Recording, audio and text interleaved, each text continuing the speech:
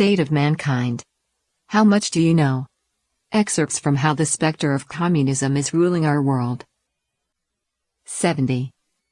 God created mankind, and over the long course of history, laid down an orthodox culture for mankind to live by. Although the nations of the world have different cultures, their core is strikingly consistent. All ethnic groups in the East and the West attach importance to the virtues of sincerity, kindness, generosity, justice, moderation, humility, courage, selflessness, and the like, virtues that every nation has paid tribute to and taught their descendants through their classics. Common in these virtues is the paying of homage to God and loyalty to God's commandments, because it is God who handed down the culture and code of conduct that mankind should possess and embody. This is the origin of universal values. The founding fathers of the United States attached great importance to morality and etiquette. In his early years, President Washington personally copied out 110 rules of civility and decent behavior in company and conversation.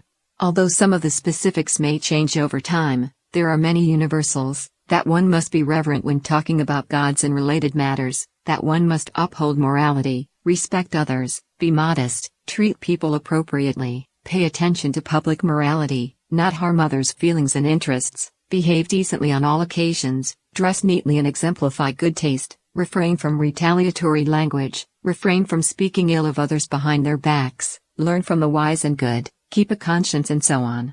Similarly, Benjamin Franklin's 13 virtues were temperance, silence, order, resolution, frugality, industry, sincerity, justice, moderation, cleanliness, tranquility, chastity, and humility. The spirit is fully in accordance with Washington's 110 rules. Before the 1950s, the moral standards of most people generally met a respectable, common standard. People in the East and West retained many of the traditions and customs that humans should have. Even in China after 1949, although communism had begun to ruin China's heritage, slaughter the elite, and corrupt morality in a systematic way, the public retained many of the traditional virtues that held sway before the party usurped power. With the expansion of the communist camp, communists further promoted their plans. Especially after the 1960s, people in the East and West went further and further down the road of moral corruption. The party's Cultural Revolution began in 1966 with the campaign to eradicate the Four Olds, which lasted a decade, followed by the fierce counterculture movement of the United States in the 1960s, as well as the anti-traditional movements, mainly promoted by the young, that spread through the world.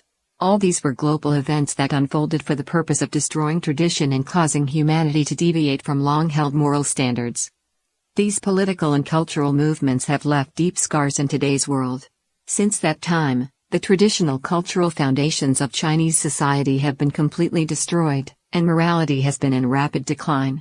In Western society, rock music, drug abuse, sexual liberation and promiscuity, homosexuality, the hippie culture, and spiritual emptiness have taken hold, seriously damaging the foundation of Western tradition.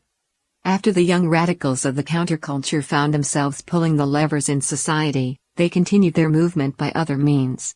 Avant-garde art and literature, modern ideologies, and deviant concepts were all brought together.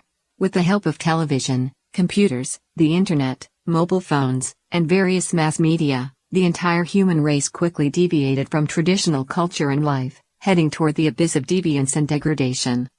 If we look at the world, especially in recent decades, the decline of human morality and the corruption of almost every aspect of popular culture and social life is shocking to behold. After the Chinese Communist Party, CCP, destroyed the profound traditional Chinese culture through incessant political mobilizations, it created an evil system of party culture. The younger generation grew up in this party culture and knew nothing about traditional, divinely inspired culture. With the exception of some segments of society in the West holding to tradition and refusing to be tempted and suborned, it would be fair to say that the communism has almost succeeded in achieving its goal of ruining human culture across the world. From Chapter 14, Popular Culture, A Decadent Indulgence.